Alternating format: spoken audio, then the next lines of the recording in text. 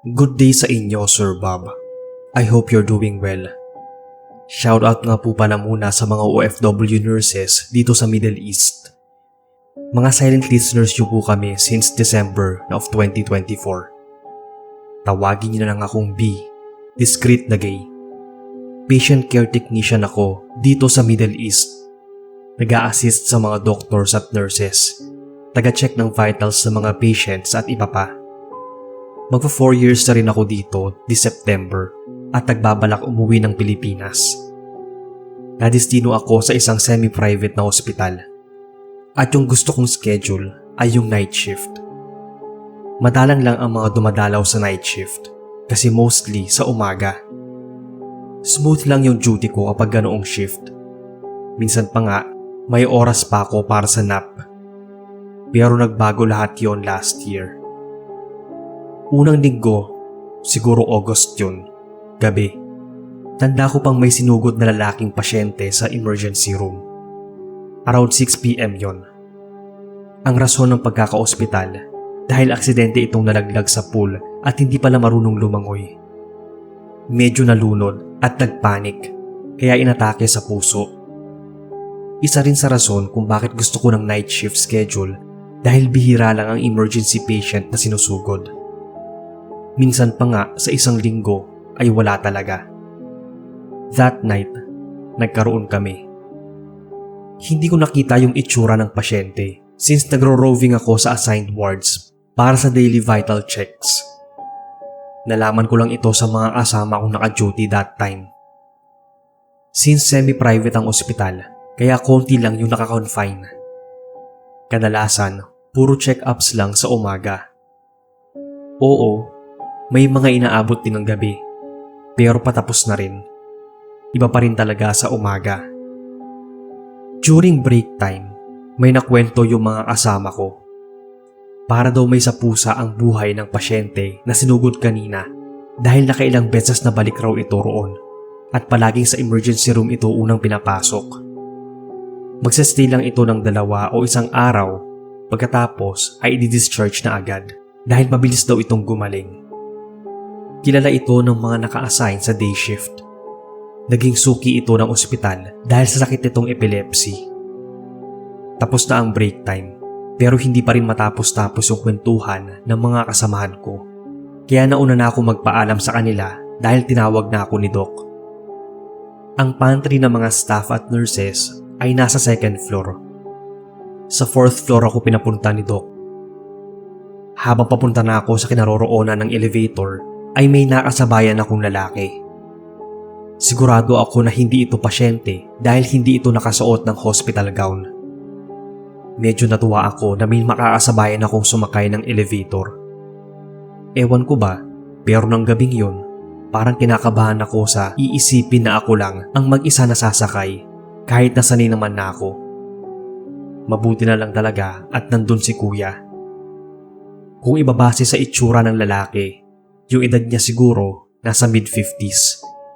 Mahalata na rin naman sa wrinkles sa muka. Hindi ko maipagkakaila na medyo gwapo siya. At sa 4th floor ang punta nito.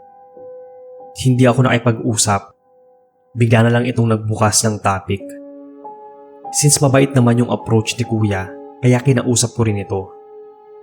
Marami-rami din siyang sinabi. Basta ang tumatak sa utak ko ay ingatan ko raw ang kalusugan ko habang marami pa akong time bago siya magpaalam sa akin. Gusto ko pa nga sanang itanong ko anong gagawin niya sa 4th floor ng 2:00 ng madaling araw. Kaso baka magalit pa ito sa akin. May mini rooftop din pala dito pero limitadong oras lang pwedeng tumambay. Simula nun, hindi ko alam kung coincidence ba. Palagi kong nakakasabay sumakay ng elevator si kuya. Isang linggo rin yun. Tapos ang paulit-ulit na sinasabi niya sa akin ay life is too short. Kaya enjoy lang habang buhay pa. Naalala ko nun, Monday ng umaga. Nakita ko siya sa lulan ng elevator. Actually, gusto ko sanang sumabay sa kanya. Kaso, kinawayan lang niya ako. To cut the story short, nabalitaan ko sa mga kasama ko na namatay ang pasyenteng may epilepsy. Akala nila ay stable na ang vital signs niya kaya pansamantala munang nilipat sa Ward 17. Pero mga bandang 1 AM daw, muli siyang nag-seizure at nauntog yung ulo. Siguro napalakas ang impact dahilan para makomatos ito ng 3 days. At Monday morning, nabawian ng buhay. Nakaramdam ako ng lungkot kasi according sa mga workmates ko rin, mukhang hindi nito na-enjoy ang kanyang buhay dahil sa labas-masok nito sa ospital. Na-curious din ako dito. Hindi ko pa kasi nakikita ang mukha nito dahil iba ang nakatokang mag-check ng vitals niya. Pasimple akong nagtanong kung nandito ba ito sa ospital. Ang sabi, oo raw. Nasa may designated chapel daw ito na mas malaki kung saan pwedeng mag-hold ng saglit na funeral service para sa mga pamilya ng namatay.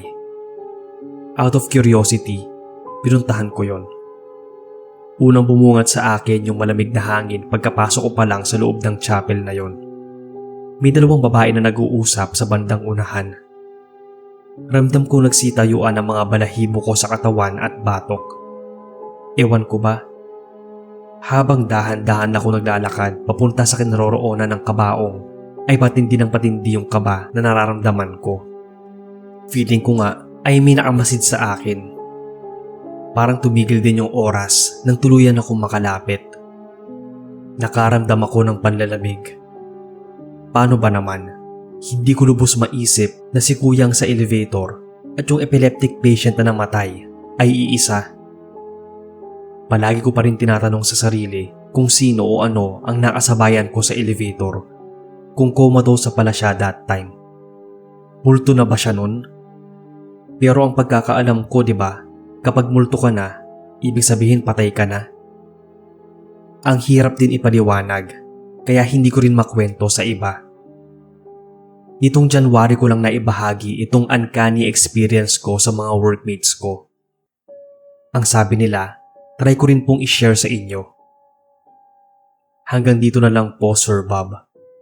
Sana ay mabasa ninyo itong story ko. Thank you po sa time at more power.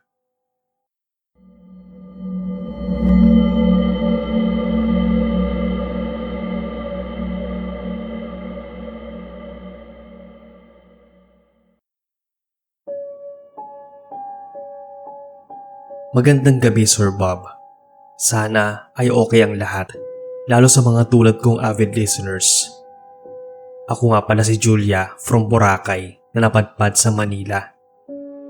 I just want to share my story to anyone na willing makinig just to release the negative vibes nung mangyari po ito sa akin. Hinahan pa rin kasi ako until now sa nangyari and it still gives me the creeps. Nagkataon na nag-scroll ako ng YouTube nang biglang umere ang isang creepy story. Nakita ko na may nakalagay sa Gmail sa mga gustong mag-share ng kwento. And here I am, typing my own confession. It may sound absurd painggan, pero for me, malaking tulong ito especially sa aming mga introverts ang magkaroon ng isang tao na mapagsasabihan lang ng mga problema. Anyway, ang ibabahagi kong story ay tungkol sa isang horrible experience sa aking workplace. Isa nga po pala akong customer service representative sa isang hindi kilalang kumpanya dito sa Manila. Mahigit 5 years na akong nagtatrabaho bilang isang outbound agent. Hindi ko na lang po babanggitin yung name ng company kung saan ako nag-work for privacy matters. But for some reason, bigyan ko po kayo ng hint sa aking field of work. Tumatawag kami ng mga customers or clients para mag-alok ng loans. Pagkatapos, kapag hindi nakapagbayad ng client, paulit-ulit po namin itong i-remind sa kanila itong utang nila. In short, nangungulit. At kapag hindi nadala, nagsasend kami ng threats. Yung tipikal na ginagawa ng taong galit sa pinautang na hindi nakapagbabayad. Aminado naman akong toxic ang work field ko. Pero dito ko rin binubuhay yung family ko kasi. Medyo malaki rin yung natatanggap kong sahod kaysa sa mga pangkaraniwang office workers. Kaya hirap din akong pakawalan. Kumbaga, the higher the salary, the bigger the risk. Ilang beses na akong tinanong ng mga kakilala ko kung ano at saan ako natatrabaho. Ang palagi kong sinasagot sa kanila ay isa akong outbound agent. Night shift lang ang pinipili ko para mas kapani-paniwala sa pamilya ko. Pero never kong sinasabi kung saang kumpanya ako nagtatrabaho. Isang gabi, habang naniningil ako sa isang customer na makunat magbayad, ay nagsimula na ako magbigkas ng mga threats. Umiiyak na nagmamakaawa ito sa akin na kung pwede ko pa siyang bigyan ng chance o palugit. Sa kaloob-looban ko ay gusto ko itong pagbigyan. Pero dahil nakamonitor ang bawat calls ay wala akong choice kundi ang pagalitan ito at murahin na sana ay mamatay na ito kung wala pala itong ipamabayad. O kaya hahantingin namin siya kako at kung saan siya nakatira. After that call, I was praised by my supervisor. Bahagya lang akong natuwa dahil deep inside, nakaramdam ako ng konsensya sa mga sinabi ko. Nakauwi na lang ako ay iniisip ko pa rin ang nasabi ko sa customer ko. Kaya napagtanto ko na kapag nakausap ko itong muli ay hihingi ako ng sorry kahit na mawalan pa ako ng trabaho. Sa isip ko noon ay wala na akong pake. Mabigat ang loob ko na pumasok. Nag-take ng round calls ulit at same scenario. Tapos ang last client na tinawagan ko ay yung pinagalitan ko nung nakaraang gabi. Huminga ako ng malalim bago ko narinig yung pagsagot nito sa kabilang linya. Medyo kinilabutan ako nang marinig ko yung boses niya. Para kasi nanggagaling yung boses niya sa ilalim ng lupa. Iniisip ko tuloy na gumanti ito sa akin na baka pinagtitripan ako para tantanan ko na siya. Bahagya akong nainis. Pero may part sa akin na hindi talaga maipagkakaila na nakaramdam ako ng takot. A week after, same scenario. Every time natatawagan ko yung client na yon ay ganun pa rin ang sumasagot sa kabilang linya. Nang dahil doon, naipon yung nararamdaman kong takot. Kahit nga sa panaginip ko ay nag-e-echo sa pandinig ko yung creepy voice nito na parang galing talaga sa hukay. Sunod-sunod din yung pagkakaroon ko ng sleep paralysis. Yun bang tulog ako pero parang gising. Tapos hindi ko maigalaw yung katawan ko. Minsan ay may mabigat na kung anong nakapatong sa dibdib ko. Parang ayokong pumasok that time kasi natutroma na ako sa boses nito. Na halos lahat ng calls ko ay boses nitong client ang unang bumubungad. Imbis na ako ang mananakot ng mga clients, baliktad na ang nangyayari. Ako na yung nakakatanggap ng death threats. Palagi na ako nasisita ng aming supervisor. Nag-worry na rin sa akin yung mga workmates ko at nag-suggest na mag-leave ako. Pero dahil daw lately, hindi naging maayos yung performance ko kaya hindi na-approve yung leave request ko. Holiday that time na pumasok ako. Kakaunti lang ang nag-duty. Sa line-up namin ay 2 lang kami. Siguro hindi lalagpas sa 20 ang nag-duty that night. Mas malamig ang aircon dahil kakaunti lang ang pumasok. Kahit masama na ang pakiramdam ko noon ay pinilit ko lang talagang maging okay. Kabado pa naman ako habang nagdadial ng tawag. Unang tawag ko ay garalgal na boses yung sumagot. Medyo nakahinga ako ng maluwag. Nagsawa na siguro yun ang trip sa akin. Pero akala ko lang pala yun. Dahil sa kalagitnaan ng pag-uusap namin ay bigla na lang itong umiiyak. Yung paraan ng pag-iyak niya ay parang hinihila 6 feet under the ground. Dahil sa inis ko, dahil ilang linggo na rin akong hindi pinapatahimik ng prank caller na yon, kaya sinigawan ko na ito. Bigla siyang tumahimik sa kabilang linya. Nang muli itong magsalita, pakiramdam ko ay parang sasabog yung ulo ko. Isang malakas na sigaw ang pinakawalan nito. Nag-hysterical ako. Nang puntahan ako ng mga workmates ko na naka-duty that time, sinugod ko ng yakap yung unang workmate na lumapit sa akin. Wala na akong pake kung sino pa siya. Matinding trauma yung nararamdaman ko noon. Ikaw ba naman ang makarinig na ang boses ng tinatawagan mo sa kabilang linya ay bumubulong na boses sa likuran mo? Dahil sa mental at apektado na rin ang physical stress, na-admit ako sa ospital. Kaya walang nagawa yung supervisor ko kundi i-approve ang matagal ko nang na-request na leave. Mga 3 buwan din noon bago ako naka-recover. Kahit nga ayaw nilang umalis ako sa trabaho ay wala na silang nagawa dahil hindi na rin talaga ako pumapasok. Nilet go na rin nila ako eventually. At yung workmate na niyakap ko that night, yung tumulong sa akin para maka-recover. Pansamantala niya akong pinatuloy sa kanila. Inasikaso. Nagkaroon ako ng instant best friend. Nagpatulong ako sa kanya na puntahan yung address ng client na nagprank sa akin. Hindi pa rin kasi ako mapanatag. Pagdating namin sa kanila, sinalubong kami ng kanyang asawa. Nagkwento ito na gabi-gabi raw itong umiiyak dahil sa nangyari. Tapos nagpaamatay siya. Grabe yung iyak ko noon at paulit-ulit na humingi ng tawad. Hindi naman ito nagalit sa akin kasi parehas na biktima lang din kami. Pagkatapos ay sinabihan lang ako nito na ako na mismo ang dumalaw sa puntod ng asawa niya at doon na mismo humingi ng kapatawaran. Sinamahan ako nito sa puntod ng asawa niya. Nagsindi ako ng kandila at like what I did, paulit-ulit akong humingi ng tawad. Naramdaman ko pang may malamig na hangin na dumampi sa akin kahit hindi naman mahangin at mainit ang panahon. Bigla na lang gumaan yung pakiramdam ko pagkatapos nun. Until now, nasa stage of healing pa rin ako at sobra kong pinagsisihan yung nangyari, pati na yung naging trabaho ko. Hindi ko alam kung totoo bang nagparamdam sa akin yung client na yon o gawa lang siya ng imagination ko dahil binabagabag at nakonsensya ako sa mga nagawa ko. Sa ngayon po ay isa na akong virtual assistant. Naka-work from home na. Hopefully, mabasa ninyo itong confession ko, sir. Thank you po in advance kung inyong mapili at manarate sa channel.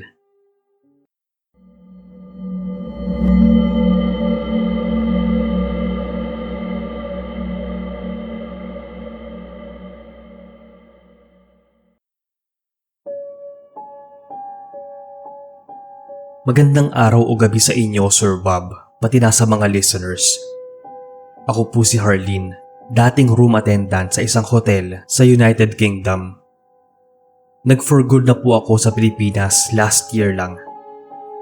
Ang experience na ibabahagi ko ay tungkol sa nangyari sa akin nung na-assign ako sa night shift na schedule sa pinagtrabahuhan kong hotel dati.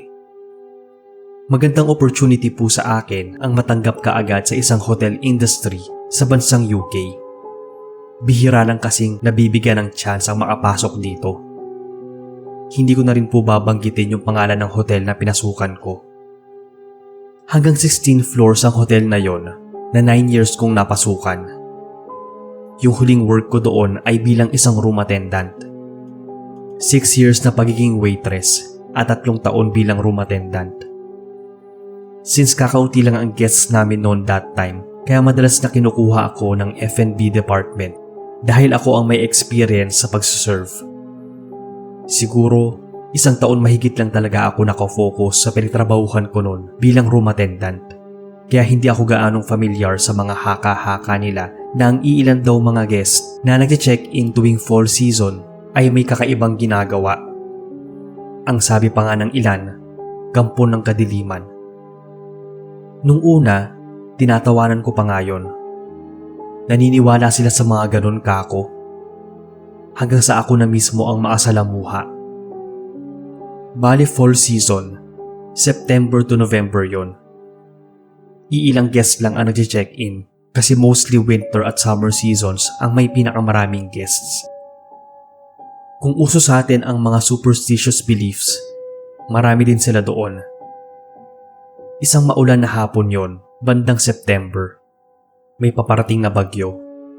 Nagkulang kami ng staff kasi naapektuhan na ng bagyo yung galing sa malayo.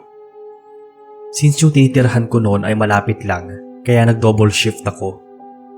Total rest day ko naman kinabukasan, kaya sinagad ko na rin. Dagdag kita pa. Aligaga ako noon dahil hindi ko in-expect na maraming guest ang darating, kaya kayod kalabaw talaga. Past 9 PM na po yun. Sa kasagsagan ng break time, Nag-request ang guest sa room 304 ng room service. Nagkatinginan ng tatlo kong kasama. Nagturuan sila kung sino sa kanilang tatlo ang pupunta. Kaya nagpresenta na lang ako para walang problema. Iniisip ko pa noon na baka malaki mag-tip dahil mahigit isang buwan mag-i-stay doon ang guest sa room 304. Baka mayaman ka ako. Sinigurado pa nilang tatlo kung okay lang ba talaga sa akin. Tinanguan ko na lang sila. Siguro, nakonsensya yung isa sa kanilang tatlo kaya napilitan akong samahan. Isang suite nga pala ang room 304 kaya kinailangan din na dalawang room attendants ang maglilinis. Napansin ko yung kasama ko habang naasakay kami sa elevator na panay pa ang sign of the cross. Kaya hindi na ako nakatiis na magtanong.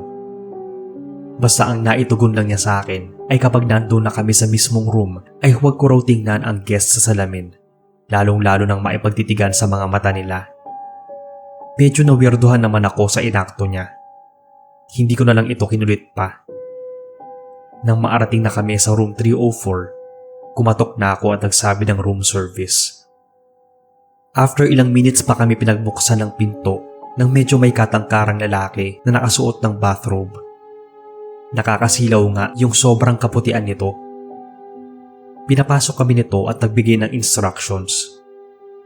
Nagsabi lang ito na ayaw daw niyang maingay habang naliligo siya. Tumango naman ako. Kinalabit ko pa nga yung kasama ko na nakayuko lang. Fast forward. Minadali ko na ang paglilinis dahil tansya kong mukhang hindi kami matatapos ng 30 minutes lang.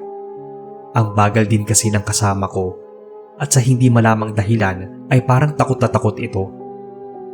Habang nagva-vacuum ay napansin ko na parang may matigas na bagay sa ilalim ng kama. Kaya nagtaka ako. Sinilip ko yung ilalim. Parang umakyat lahat ng dugo ko papunta sa ulo sa nakita. Kinusot-kusot ko pa ang mga mata ng ilang beses.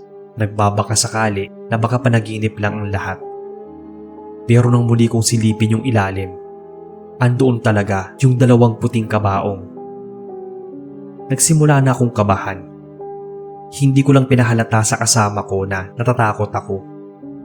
Basta ang ginawa ko, mas binilisan pa ang paglilinis.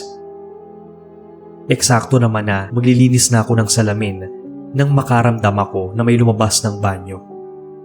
Kagad naman akong tumingin sa salamin para i-make sure kung tapos na ba ang guest. Pero sariling refleksyon ko lang yung nakita ko at yung refleksyon ng kasama ko na nagpupunas sa kabilang dulo ng silid. Muntikan pa nga akong mapasigaw dahil biglang nagsalita yung guest sa likuran ko. Kabado ko siyang nilingon. Cold expression lang ang nakikita ko sa kanya.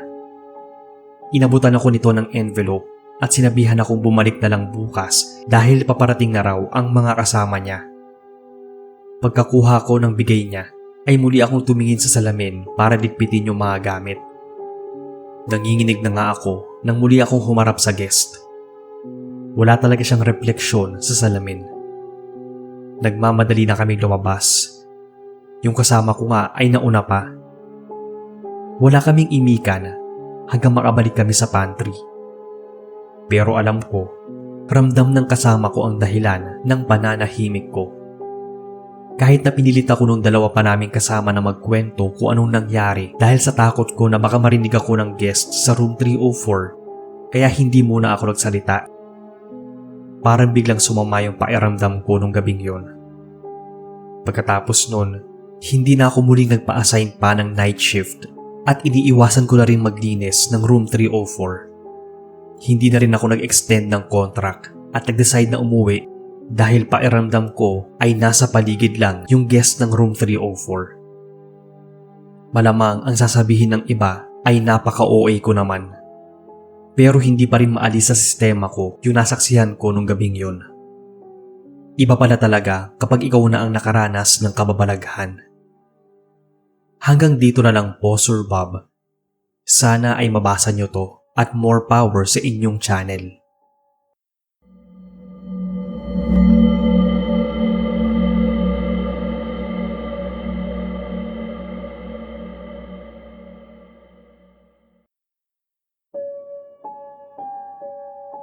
Magandang gabi po Sir Bob at sa lahat ng nakikinig. Tawagin niyo lang akong Greg, isang security guard na nadestino sa isang semi-private cemetery dito sa Aklan. Mahigit 3 taon na ako sa serbisyo bago mangyari ang nakakakilabot kong karanasan dito. 2 kaming guard na nadestino. Panggabi yung isang guard. Kasama niya yung sepulturero. At ako naman, pang umaga. Tawagin na lang natin silang Onyok at Badong. Si Onyok po ang nauna sa amin dito. Mahigit 7 taon na siyang nagsiserbisyo bilang sepulturero. Habang si Badong naman, mag-1 taon pa lang noon bilang guard. Nung kami pa lang ni Onyok ang naka-duty, wala namang anomalya ang nagaganap. Pero simula nang pumasok na si Badong sa trabaho, ay doon na nagsimula ang kababalaghan. Marami-rami na rin ang nagrereklamo ng mga may-ari ng puntod na nawawala daw yung mga bangkay. Ewan ko nga ba. Simula nung may nakadestino ng gwardya sa panggabi, saka naman nagkaroon ng ganitong pangyayari. Dati naman, nung si Onyok pa lang ang nagbabantay tuwing gabi, ay wala namang ganito. Malinis ang mga puntod tuwing nagro-roving na ako sa umaga. Pero ngayon, may mga puntod na nakabungkal at may mga kabaong pang nakausli. Madalas pa na naiiwan sa labas ng mismong puntod at wala ng bangkay.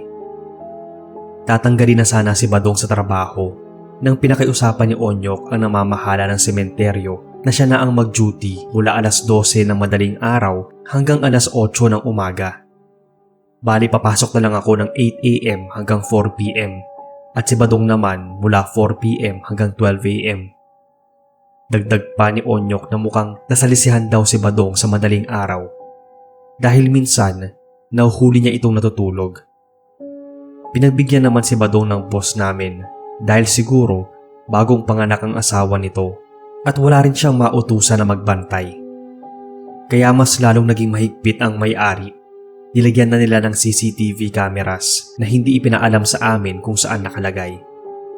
Parang pinagdududahan pa nga nila si Badong na siyang may pakanaraw ng nakawan ng ilang mga bangkay na hindi naman tipikal na nangyayari dito sa aming lugar maging sa buong probinsya. Malaking palaisipan sa akin kung anong gagawin ng mga magnanakaw sa isang bangkay. Baka gustong kunin yung mga ari-arian nito na nasa loob o kaya kung ano pa. Isipin nyo na lang na sa dami ng pwedeng nakawin ay mismo mga bangkay pa. Lumipas ang ilang buwan at natigil yung ganoong insidente. Pero nagkasakit naman yung biyenan ko.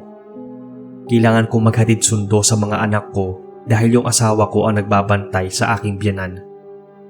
Ayoko rin naman tumigil sa pagtatrabaho dahil mas kailangan namin ng pera. Kaya nakiusap ako sa boss namin na maipagpalit ng schedule kay Badong. Kaagad naman na-approve yung request ko. Medyo nahirapan lang ako mag-adjust sa unang 2 linggo ng aking schedule na night shift. Nasanay na po kasi ako sa day shift at kung hindi ko lang talaga kailangan ng trabaho ay hindi talaga ako papayag mag-duty ng panggabi sa isang sementeryo. Pero walang pagpipilian ng mga panahon na yon. Balik tayo. Kung si Badong ay nagagawa ng makaidlip ng duty ng panggabi, ako naman palaging alerto. Mahirap na. Baka biglang bumalik yung magnanakaw sa mga bangkay. Maayos naman yung mga unang 3 linggo ko sa bagong schedule.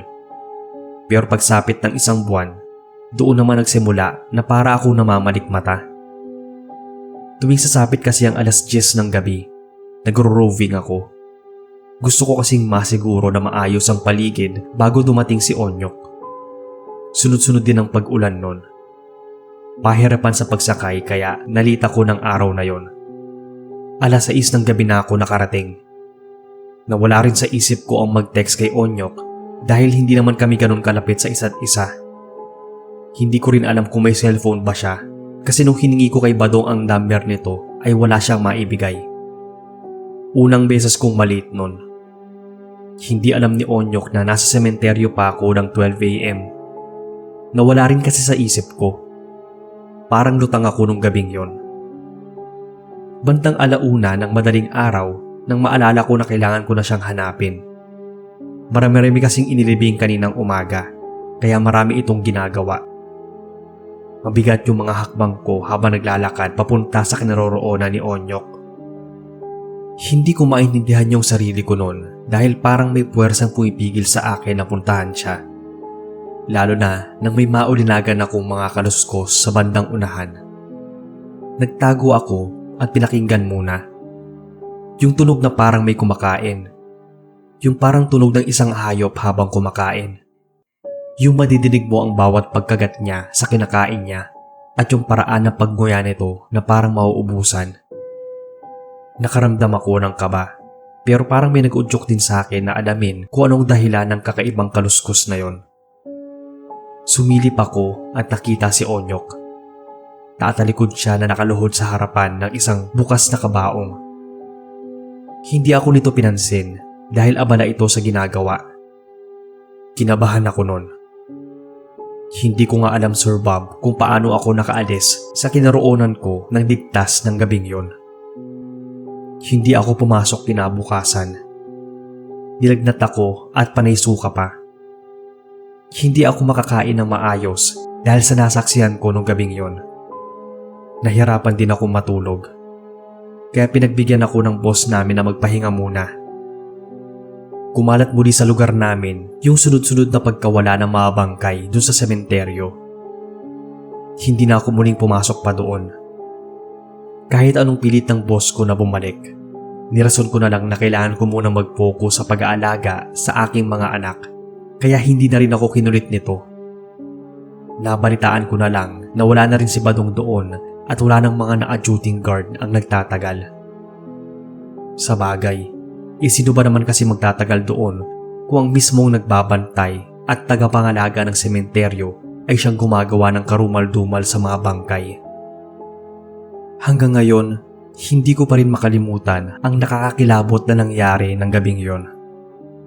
Sa tanang buhay ko, noon pa lang ako nakasaksi ng taong kumakain ng patay, kaya mahirap talagang alisin sa isipan yon. Hindi ko nga maikwento sa iba. Baka sabihin kasing baliw ako. Pero kinuwento ko yon sa asawa ko.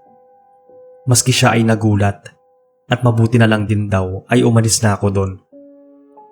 Nagbabaka sakali lang ako na kapag ibinahagi ko tong kwento sa iba ay tuluyan ko nang makalimutan yung nasaksihan ko nung gabing yon. Sa ngayon ay guard pa rin ako sa isang sementeryo na malayo na doon sa dati kong pinagtrabahuhan. Hanggang dito na lang ang kwento at maraming salamat sa pagbabasa, Sir Bob.